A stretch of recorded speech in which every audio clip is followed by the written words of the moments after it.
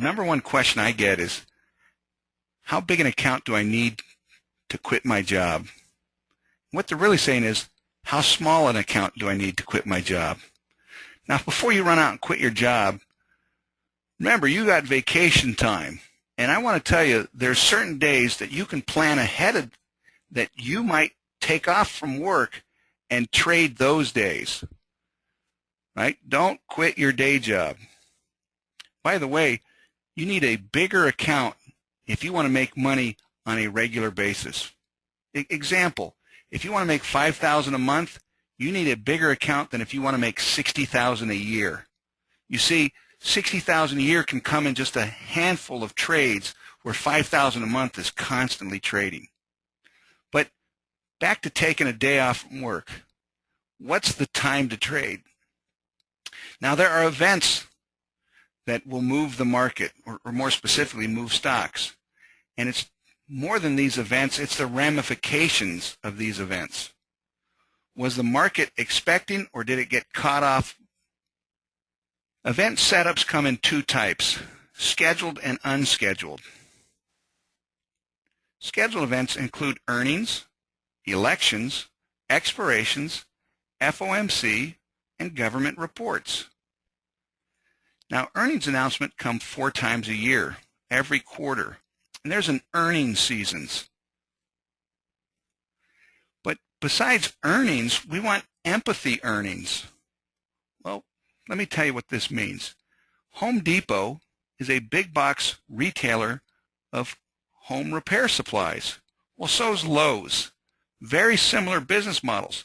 If one releases earnings a few days before the other, there can be clues to what might happen, and there can be correlated movement. We call this empathy earnings. Now, election as an event, the nice thing about an election is they're scheduled well in advance. The outcome isn't such a sure thing, right? The unknown outcome may cause stock volatility. TGIF, right? Thank God it's Friday. Not for the upcoming weekend, right? As a stock trader, you're going to learn that weekends are boring. You can't trade. But you know what? You need to refresh yourself. Why we really like the upcoming weekend is because that stocks trade Monday through Friday, and options will trade Monday through Friday, but the leverage is greatest on Friday, especially an expiration Friday. Now, speaking of expiration, most stocks that have options have 12 expirations a year. There's 3,000 stocks that have options. They have expirations 12 times a year. A handful, albeit a growing handful, has expirations every week, 52 times a year. This list of stocks is growing weekly. Right? New stocks with weekly expirations are being added regularly since the program began. There are also extra expirations on certain underlying issues. There's quarterly expiration and end of month. 4 times a year is Quadruple Witching. This is the third Friday of March, June, September, and December. Well, Quadruple Witching, it used to be called Triple Witching. It's the expiration of 4 different instruments. On the afternoon of Triple Witching Friday, we will have stock options expire and single stock futures. In the morning, we will have futures contracts and options on futures contracts. Continuing with the scheduled events, we have the FOMC meeting 8 times a year, and then 3 weeks after, their minutes. The government issues reports at predetermined release times. Examples are non-farm payroll and gross domestic product. Every Friday, banks are seized, right? The FDIC will come in and seize a bank. Now, I don't know if I'm lucky at this, but I've had 3 institutions closed by the FDIC. Happened on a Friday. The State of the Union, every January. I kind of call it partisan pep rally, but quite often the president will issue some program or pet project. Now, unscheduled events. These are news events. News events tend to be trauma and drama. They can be market-wide or specific to a single company. An example of a market-wide trauma was the Japanese earthquake and tsunami.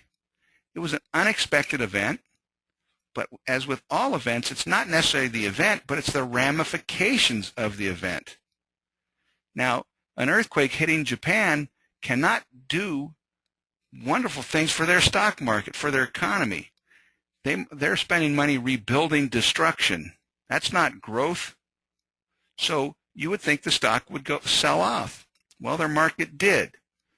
So after the tsunami in March of 2011, the Japanese tracking stock, EWJ, sold off in price.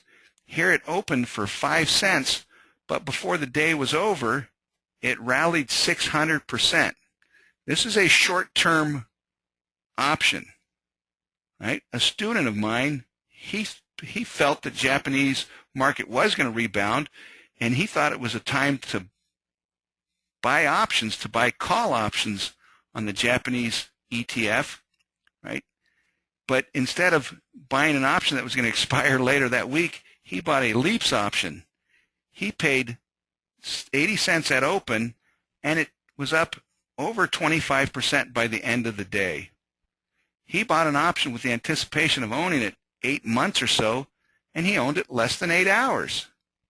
Now, Congress can give us some unexpected events, and it's not necessarily the events, but the ramifications from these events, such as our debt ceiling vote and all the bad news that came out from it. Thank you, Congress. We can have company-specific unscheduled events. Earnings are every 3 months, but a company can release a warning or guidance, as they like to call it, anytime in between. Right? News causes moves. And there's an old saying, buy the rumor and sell the fact. Buy the rumor and sell the fact. And quite often when a stock gaps because of an announcement, quite often that gap will fill. Here is a Walgreen option. It closed at 4 cents one day. It opened at $1.10. This is over 25 times in price. And then it traded up to $1.34. Way, way, way up in price from the previous close, yet it gave most all of it back, closing at 10 cents that same day. Buy the rumor, sell the fact. More unscheduled events. The merger of a company. Right? A company might announce that they're going to buy out a competitor or buy out another company. And quite often when a company announces that they're buying out a company, the stock will move great in price. That can be unscheduled. Well, I also like you to consider the collapse of a merger. I'm going to give you a couple of airline stocks examples. Here's Southwest Airlines buying AirTran. We can see that these options are up big. We've got the $6 call for October up $1.30 to $1.35. What does that mean? It was a nickel one day, and the next day it was $1.35. That's a big move. Well, you would have to have known in October. Here we show on the lower table an option that's longer term. The $6 call, it went from 14 cents to $1.40. Right? As the stock moved big on the announcement, the options moved big. The long-term options had less gamma, but the out-of-the-money ones worked big. Now, also remember, airline deals will fall through. And I remember a number of years ago, United Airlines was trying to buy US Air, and the stock went from 30 to 50, and the $40 call that was way out of the money went way up in price. Well, when the deal fell through, the stock went back from 50 to 30, and the $40 put that was way out of price, it went way up. And so there's an opportunity to make a risk-worthy gamble on a merger not going through.